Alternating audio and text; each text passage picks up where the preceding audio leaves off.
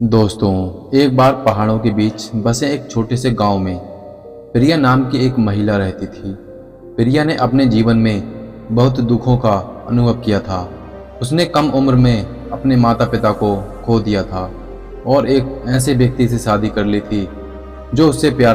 प्रिया का पति शराबी था और अक्सर उसे शारीरिक और भावनात्मक रूप से प्रताड़ित करता था। प्रिया ने कई वर्षों तक इस दर्द को सहा था।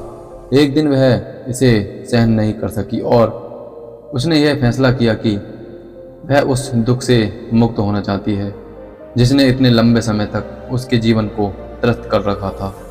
वह जानती थी कि अगर वह एक सुखी जीवन जीना चाहती है या स्वतंत्रता का अनुभव करना चाहती है तो उसे अपना घर छोड़ना होगा। इसलिए एक रात उसने अपना एक छोटा सा बैग पैक किया और घर से निकल गई।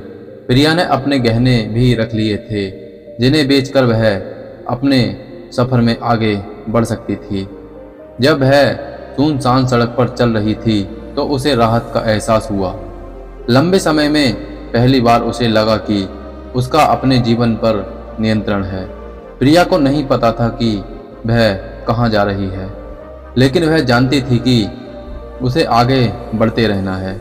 दिन हफ्तों में बदल गए और प्रिया अपने घर से बेहद दूर आ चुकी थी।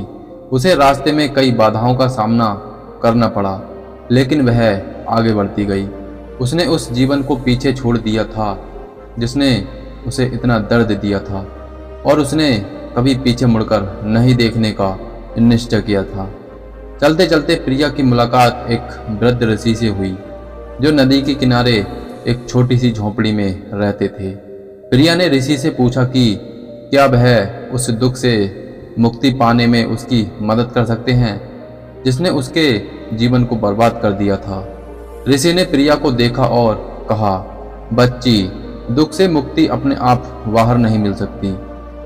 यह मन की एक अवस्था है जिसे व्यक्ति को भीतर से विकसित करना चाहिए।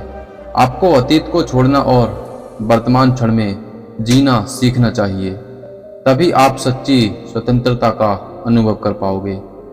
प्रिया ने ऋषि की बातों को ध्यान से सुना और उसने महसूस किया कि वह बहुत लंबे समय से अपने अतीत को पकड़े हुए थी, इसलिए उसको दर्द कम नहीं हो पा रहा था। उसने ऋषि को धन्यवाद दिया और अपनी यात्रा जारी रखी। चलते चलते प्रिया ने ऋषि की शिक्षाओं का अभ्यास करना शुरू कर दिया। उसने अतीत को जाने देना शुरू किया और वर्तमान क्षण पर ध्यान केंद्रित किया। फिर उसे जीवन की साधारण चीजों में भी खुशी मिलने लगी। प्रिया एक गांव से गुजर रही थी जहां पर पोस्टर लगे थे कि प्राइमरी स्कूल में शैक्षिक की आवश्यकता है। प्रिया पढ़ी लिखी थी और उसे पैसे की भी आवश्यकता थी, इसलिए वह उसी गांव में रहने लगी और बच्चों को पढ़ाने लगी। एक दिन प्रिया लोगों के एक समूह से मिली जो आग के चारों ओर इकट्ठे थे। वे नाच रहे थे और गा रहे थे और उनकी हंसी हवा में गूंज रही थी। प्रिया पहले तो इसमें शामिल होने से हिचकिचा रही थी, लेकिन उसके भीतर की आवाज़ उसे उस समूह में जाने और मज़े करने के लिए कह रही थी। प्रिया ने समूह के साथ नृत्य किया और खूब हंसी। लंबे समय में पहली बार वह वास्तव में खुश महसूस कर रही थी।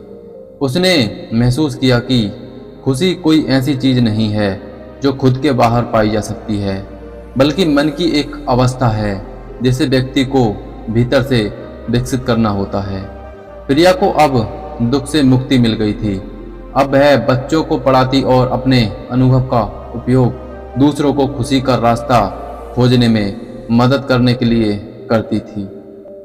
दोस्तों, इस कहानी से हमें यह सीखने को मिलता है कि खुशी कोई ऐसी चीज़ नहीं है जो खुद के बाहर पाई जा सकती है, बल्कि मन की एक अवस्था है जिसे व्यक्ति को भीतर से विकसित करना होता है। दोस्तों, अगर आपको यह कहानी पसंद आई हो तो आप इस कहानी को लाइक ज़रूर करें और शेयर ज़रूर करें। और दोस्तों, आपने हमारा चैनल अभी तक सब्सक्राइब नहीं किया है तो सब्सक्राइब ज़रूर करें।